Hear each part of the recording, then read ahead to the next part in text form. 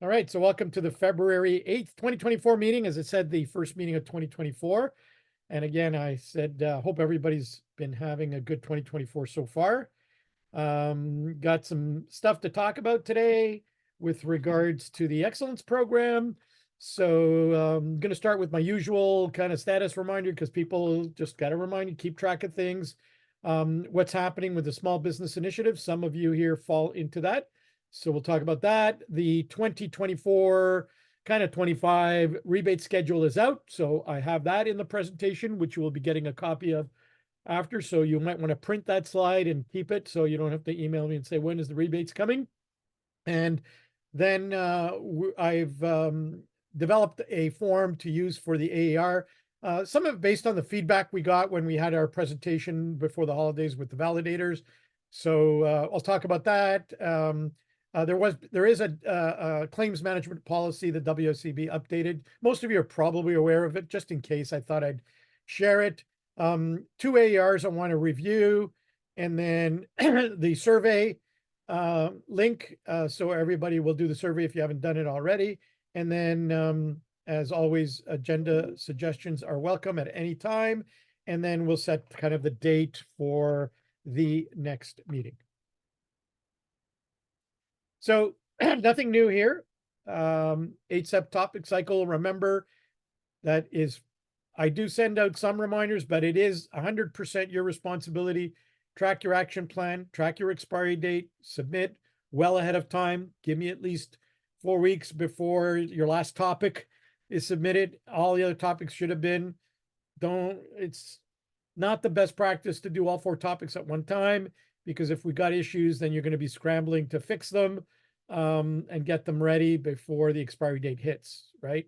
Again, I still see people submitting and not packaging stuff. And so likelihood is if you're just submitting like 4 pieces or 5 pieces, you probably don't have enough evidence. So that's why you need to package stuff as planned, do, check, act. So keep that in mind when you're preparing your submission, that you got to have, and we're going to see in the AR reviews that, they do expect to see some good, solid evidence of the implementation, right? And again, when you do the upload, don't forget to switch it from draft to ready for review. And as a backup, always send me an email saying you've uploaded topics. A lot of people think they've done everything, and then they send me the email. I go in to the portal and look, and there's nothing there. And so far, 9 times out of 10, they did everything, thought it was done, but they forgot to hit save. There's a save right at the bottom of the screen. So everything that looks like it was done on the screen is, without hitting save, as soon as you close the portal, gone, nothing happened, right? And if you're not sure, the best way after you've done all the uploading, go into a topic and view the evidence and click on the evidence you've uploaded, because if it's there and you can open it, 9 times out of 100% almost, I can open it. So if you can't find your own evidence there and you can't open your own evidence that you've uploaded to the portal, I won't be able to either. So that's a good way to double check if you're not sure, did this all work, right? So keep that in mind. Again, the evidence story document that you send me, if you upload it in PDFs, then send me a Word copy. Anytime you send me the evidence story document, which is the same as the PDCA, it's just much, much easier for me to do the comments if you send it in Word. You can upload it in Word to the portal. Validator don't care when they're reading it in Word or whether they're reading it in PDF. So keep at least that document. The evidence, entirely up to you, because I usually don't edit evidence, so I don't have to be in there. I'm just I kind of review it. And any of my comments on the evidence will go in the evidence story. So that's the one that I need in Word. I can type my comments right in there. In PDF, I can do the little comment things and all that. It just takes me takes a lot longer. And I can't always see everything that I've already put in unless I click on the little boxes. So it's just much user friendly to do it in Word. All right. When you're especially the small business template, make sure you don't leave anything blank, answer all the questions. Especially if you don't have act evidence, just put, no act evidence submitted, no activity required. We'll continue to monitor, that kind of thing, right? Don't leave it blank, because then it's hard to tell whether you forgot or whether there was actually nothing that you were going to contribute for act if you didn't need it. All right. Again, evidence doesn't come to me. I don't have enough hard drive space to have keep that. That gets reviewed when you upload it to the portal. So when you think you have everything done, the only thing you send me is the evidence story document. Okay, don't email me the evidence. Oh, any questions?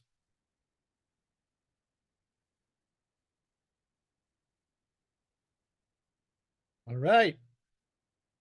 I do have the chat open if you're shy and you don't want to unmute and ask, but it's always easier just to unmute and ask. Some of you are in the Small Business Initiative. So this is a reminder, the deadlines, the Small Business Initiative, which is, you get your 1,000 support payment and your double rebate, that will end December 31st, 2024. Action plans must be submitted to me prior to that. So any action plan for a small business that gets submitted after that date will not qualify for the double rebate. You still get a rebate, you're not going to get double, right? In order to give us time to make sure everything goes in and it goes in and it's, good and ready for validation, the deadline for topic submission to me, which is ACSESS, is November 30th, 2024. So small businesses, no matter what your expiry date is, if you want double, you got to finish by November 30th, 2024. Because some of you will have an expiry date that goes into January, February 2025. But if you want the double rebate, really, it's November 30th, 2024. Okay. We have nothing yet to report, and I'll keep you posted on the future small business incentive. They've said they want to do something. What it's going to look like, I have no idea. All right. So as soon as we hear as provider, you'll be the first to know. All right. And supposed to announce something maybe late second, third quarter. I'm not quite sure when they're going to let us know what the small business incentive will be or look like. All right. Any questions on that? Especially any of you here that are in the small business? Covered under the small business. Okay. Good. All right. Here is the rebate schedule for 2024. Not really all of 25, but some of the, so they're the last ones.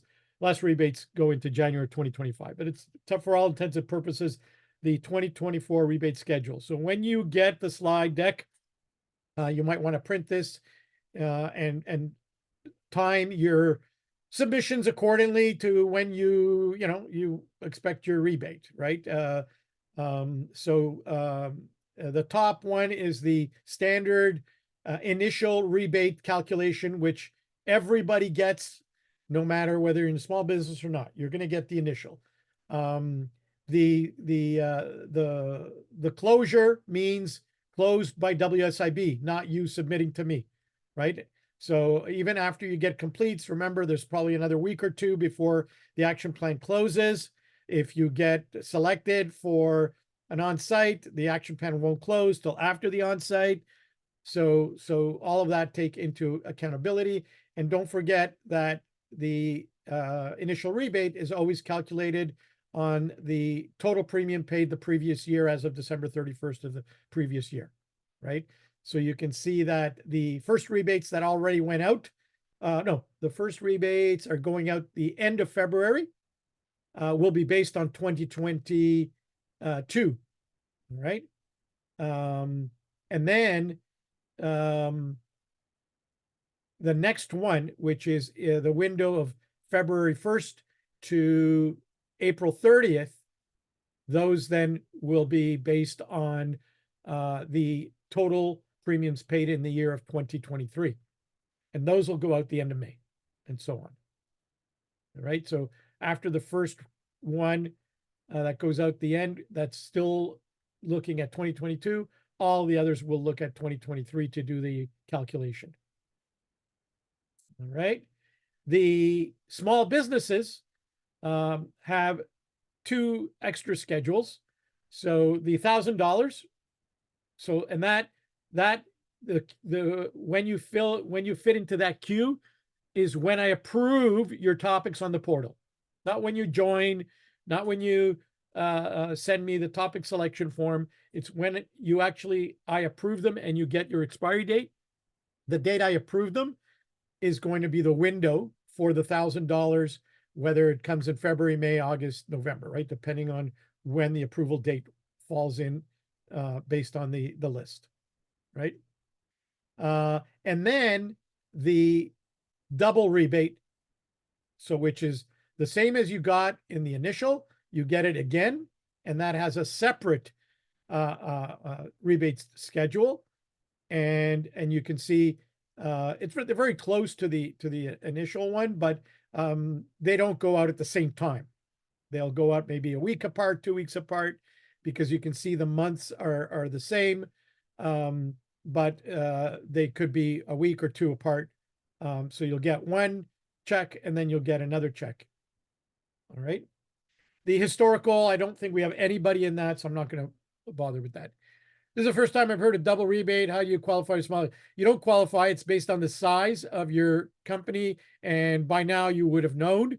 The way you can check is you log into the portal, you look at the company profile, and there is one of the things in your profile is size. And if you're micro, small, or medium, you're in the small business initiative. If you are anything other than that, you're not. All right. And it's all based on how you're classified in the database at WSIB. All right. So it's not new program. So if you were, you would have probably heard from me already about that, because you've been getting double rebates if you've been doing topics, right? This is the second year of it. All right. No problem. Any other questions on the rebate schedule?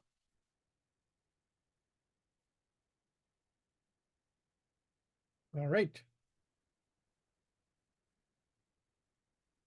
So policy update. The policy that was changed at WSIB, this is nothing to do with the excellence program, but it's the operational policy for reporting obligations. It's 150102. Basically, the change that they made is they used to give you an extra seven days to submit. They removed that because pretty well no one is faxing or mailing a Form 7. And so it wasn't a requirement anymore. So the 3 days is the must receive date by WSIB from the date that the employer learns of the incident, right? So as soon as it's reported to you, that's when the clock starts. If the incident occurred 3 days before, but it was reported 3 days later, the clock doesn't start until the day of report. So that's why it's important in the Form 7 to make sure you put the right day of report, right? So they must 3 business days after the employer learns of the reporting obligation, right? So and business days, remember, Monday to Friday, not including statutory holidays. And the fines for failing to report are pretty significant, so you might want to pay attention. Again, if you've already updated your internal policies and procedures to align with this, great. If not, you might want to tweak it, because probably you may have given a little bit more time internally to get stuff because you had that 7 days before. You don't anymore, which means whoever's going to process a Form 7 needs to get to it as soon as it comes to your desk, because it'll be late. All right. If you want to see the whole policy, then you go to the WSIB website and you can look up the policy. No, this is the business days in the policy are defined Monday to Friday, not including statutory. It's WSIB definition. So right in the slide here, it says what the business days mean. All right. All right, next on the agenda is the AER evidence form. So you'll probably, those of you that attended our last meeting or that you saw the recording of our last meeting, I think we had the validator come and kind of give us the ins and outs, tips and tricks, and And then I've been having on top of that, some issues in reviewing ARs, people not addressing the requirements. So the best way to make sure of that, and this is not mandatory, but highly recommended.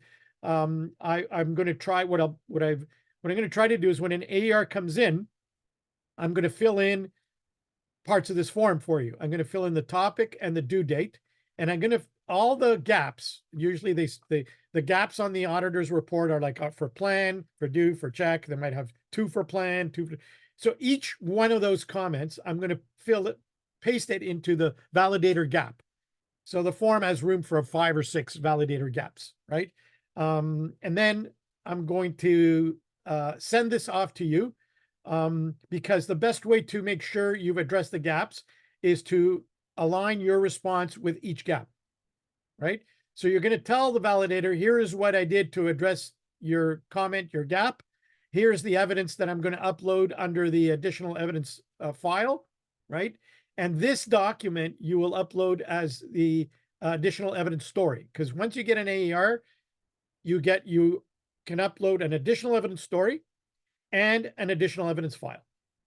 This will be the additional evidence story, because if you start editing your other one and get confused, I would just want to make sure that whatever you've updated in your evidence story or what you could put in here is reflected here, and then you don't need to do the same evidence story again. You can use this document to upload as the additional evidence story on the portal, and then the evidence that you created that's going to be listed in your response and as well as what you did will be uploaded as additional evidence file. And you only get one upload. So there for sure, you have to combine, if you've got 3 or 4 pieces to address the different gaps, you have to combine them into one because you only have one upload for additional evidence file on an AER.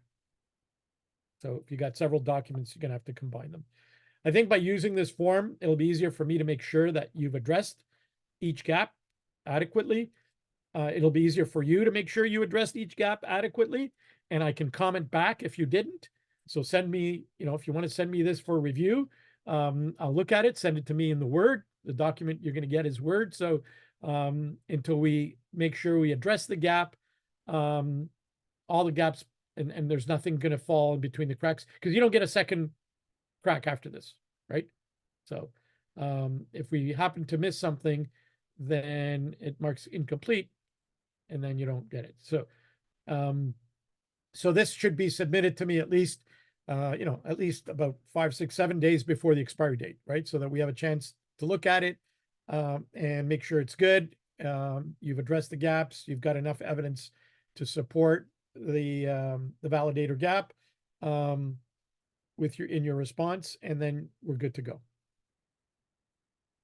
All right. So this is new. Just created it to help with AERs. Any questions on this form?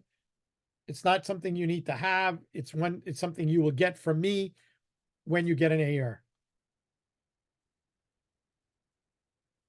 Some of you may have gotten it already because I'm starting to use it already. So only if you have an outstanding AER. If you already have it closed, obviously, there's nothing for you to get at this point because it's already closed. Any questions?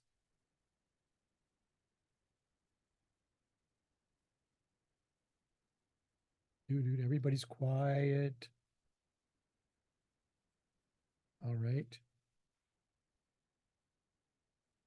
So I got 2 AERs to review. And again, if the company recognizes it was here and they want to speak up and share, that's up to you. You don't have to, because when I share the AER, I try to make sure that there's nothing in it that would identify who it is, right? And that way we're not infringing on everybody's privacy, right?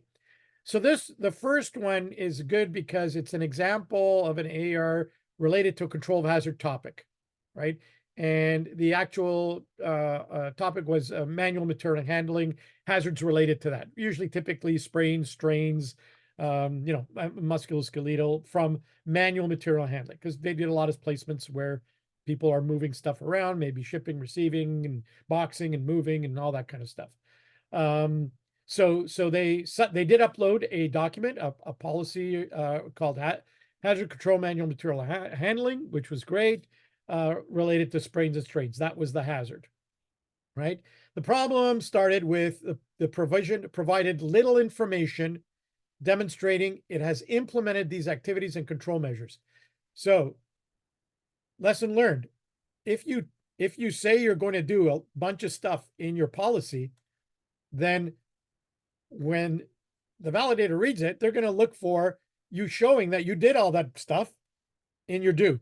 And in this case, a lot of the stuff that was written wasn't demonstrated in the do. And some of the examples were that there was no demonstration that all associates received instruction, right, on how to perform manual material handling, safe prevention, da, da, da. So they wanted some supplementary to demonstrate that you provided training to all applicable employees on the manual material handling. The information should clearly, so either what it wasn't adequate, or there wasn't anything that made the validator comfortable that you actually trained everybody. I mean, even your office staff probably do some, so I wouldn't exclude in this submission your office staff and your placement staff. All right, so that was missing. Okay, and you have to clearly be able to demonstrate who, when, and the method of instruction. All right, so that was a deficiency in showing the training. The next one is, it says it requires the firm to implement control measures everywhere the hazard is found. So there wasn't enough information to say, look, this is everywhere the hazard is found. This is where we implemented the requirements. And the submission did say that they added, this particular item to their client site evaluation to look for, and identify hazards related to manual material handling. But they didn't submit anything really to support that. And so the validator wants the information to demonstrate the business's implement hazard control material handling related to sprains and strains document. So again, whatever you wrote in there, show me that you implemented it, right? And should demonstrate identification of these hazards at client sites and implement control measures following the hierarchy of controls. That one's a little tricky because, and I can't remember in the submission whether, I'm pretty sure the hierarchy of controls was probably listed, because we know, and you would put in your hierarchy that you can't tell a client site to implement elimination, substitution, and engineering. Okay. Administrative, you can do yourself, because administrative would be, your own internal procedure, your own internal training, PPE, you can do yourself, even if the client site doesn't, right? So you can have influence over some of the hierarchy. You can recommend to the client site, but we all know that they don't have to follow your recommendations for engineering controls, right? So that's what the validator wanted to see.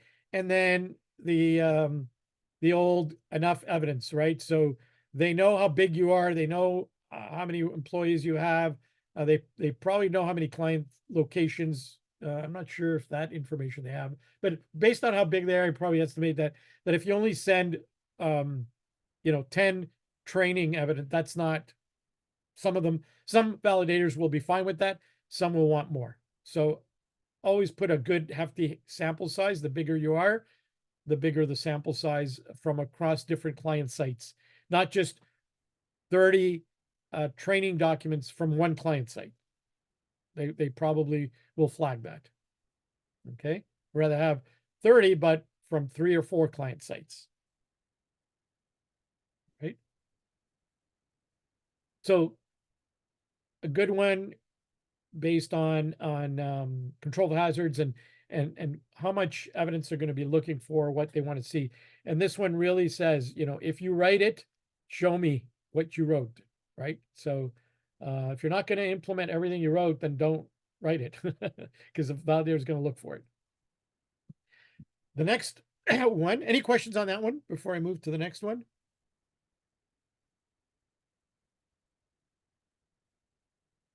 Okay, I don't see anything in the chat. All right. The next one was competency. Okay, so this was always an interesting one, and I know a few of you have done this in the past. So there were pieces missing, and again, the focus was not necessarily the procedure. The procedure, I don't think there was any comments on. It's demonstrating fully implemented. Two main pieces were missing. A clear identification of all the required health and safety certifications and licensings for all positions. So based on the type of placements you do, which ones require some sort of a certificate or license, right? Could be working at heights, confined space. It could be, you know, electricians, um, you know, any certification or license. So you need to create a list to show that you did this analysis. And then, did you complete a training needs analysis or assessment for each position? So based on the licensing and certifications, what training do all these positions require? And I would include not only the license and certification training, but any training that you give them, right? It's an overlap because if you had done the health and safety training topic, you probably already have that done and you could just submit it again for here because it's a training needs analysis, right? And what you got to make sure is that the training also includes the certification and licensing, even though the certification licensing may not be something you do, but it is it should show up in the training needs analysis. It's not something maybe you deliver internally, but that it should still be listed as a training need. That goes along with the certification and licenses and any other general health and safety training that you do. Okay. So because those two were missing, the two key points were we need more information, more evidence demonstrating and identified and listed the health and safety requirements, safety of all positions. Okay. They did submit something, but it was not all the training was identified and not all the positions were listed. So, so you can see that it includes first aid, supervisor worker awareness training, certificate. That's standard training stuff that may or may not apply. But remember, you've got to do this for internal and external, right? So internal, there may be no licenses, but when you do the training needs analysis, I would include just the general training requirements. Because it's all part of overall competency. Certification and licensing is one subcomponent of it, right? So there's a lot of overlap between this and health and safety training, but you know, you basically are going to resubmit your training needs analysis again for your office and your placements. And then supplementary information and evidence demonstrating the business completed the analysis, again, for each position, and you identified the training needs. So it says the business reported having updated, again, the client site safety evaluation, but you didn't submit an evidence to indicate that the revised CSSE form is implemented. So you created a new form, but maybe the samples that were included were not the new form, right? And that you didn't identify tasks, competence, expectation for all associate positions. So again, it's just expanding on the first paragraph for the two main deficiencies. And by the way, both these AERs were addressed and then found complete. So the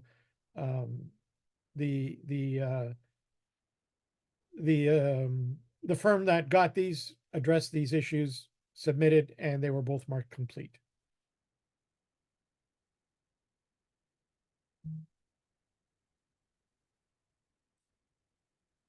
Right? Any questions? Comments? I'm not sure if If, I can't see. If who owns this is here or not, I can't tell. All right. Any questions at all on anything? I'm going to just stop share for a moment while I can open up the presentation so I can copy and paste the survey link for you into the chat so you'll have it and you can do it right now for me, please, please, please, please, please, if you haven't done it already. I tried to grab it all. I would greatly appreciate it. It's the only way we're going to know things that we can improve. So there's the link. Hello. Yep. James, it's Desiree. Yep. Could you possibly email that to me after? I'm on my tablet and Yep. I won't have access. Yeah, the presentation will the whole presentation will go out and the link will be on the slide, so you can just copy it. Okay, perfect. Thank you. As usual, we usually send out, Jennifer kindly sends out the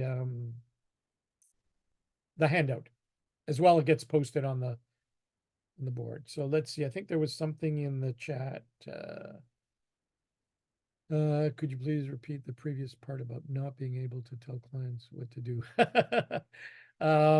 Yeah, I mean, what I was mentioning here is you can't tell a client for manual material, you need to put, you need to install, electric tables so that they go up and down so my workers don't, don't have to bend over and lift. You need to install a vacuum lift so my workers don't have to, you can't, they're not going to do all that stuff. You need to put conveyors in so that they can move the boxes, don't have to carry them, right? You can't tell them to change their workplace. You can recommend, but you don't, you don't have, you can't force them. So when we're talking about implementing the hierarchy of controls for any of control of hazard topic, it's a tough one for the limited amount of control you have at your client sites to do elimination, substitution, and engineering. You can always make recommendations, but where you can have the most influence is on administration and PPE. And when you're doing, you can say, we recommended to the client site, but under engineering controls, but that's all, right? So it's not like you're ignoring it or NAing it. You can make the recommendation, but the client site at the end of the day has the control or the ownership of that workplace, right? So.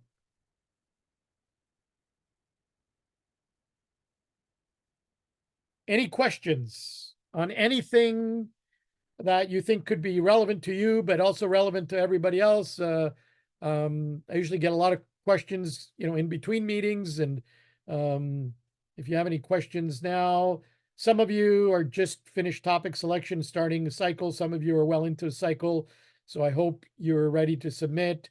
If you're finished topics, don't hold on to them. Let's get them done so that we're not, struggling to get 5 done at the last minute. It's always much easier to do a few every month, and then you, 1 or 2, spread them out. And then usually about a month before expiry, you got maybe 1 left.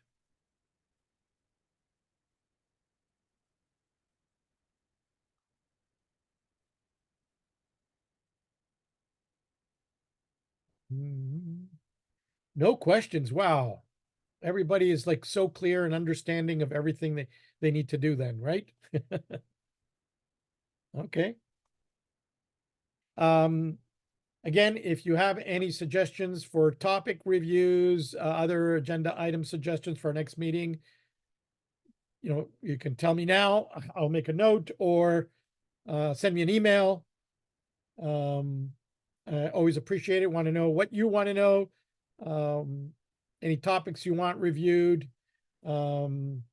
I'm probably gonna do the control of hazard deep dive next meeting because there's a lot of things missing in control hazard submissions.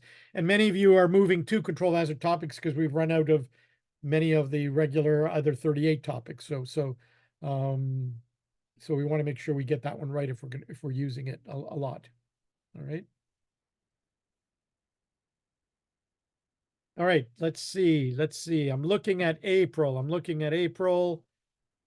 For our next meeting, probably somewhere the end of April. Let me just open up my one of many calendars and look at to make sure there's no conflicts.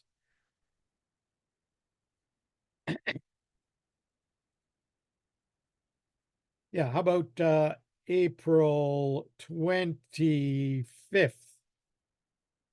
April 25th, 1 p.m. Sounds good. It'll be spring. We can celebrate spring, right?